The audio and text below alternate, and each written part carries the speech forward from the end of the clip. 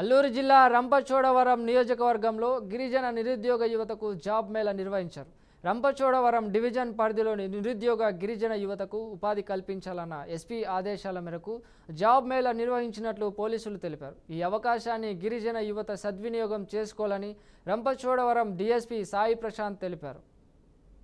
ఈ అల్లూరు సీతారామరాజు జిల్లా రంపచోడవరం సబ్ డివిజన్లో ఈ గ్రామీణ గిరిజన యువతకు ఉద్యోగ అవకాశం కల్పించాలనే సదుద్దేశంతో మన రేంజ్ డిఐజీ గారి ఆదేశాల మేరకు మన అల్లూరు సీతారామరాజు జిల్లా ఎస్పీ గారి ఆధ్వర్యంలో మన దగ్గర ఒక జాబ్ మేళా నిర్వహించడం జరుగుతుంది. రంపచోడవరంలో ఒక జాబ్ మేళా నిర్వహించడం జరుగుతుంది. ఈ జాబ్ మేళా మనకి రంపచోడవరంలో ఫిబ్రవరి 1వ తారీఖున జరుగుతుంది.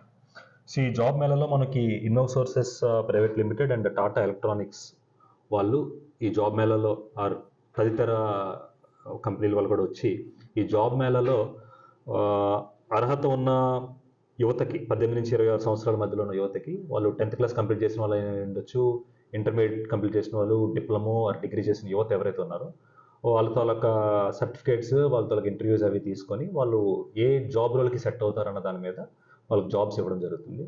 సో దీని ప్రధాన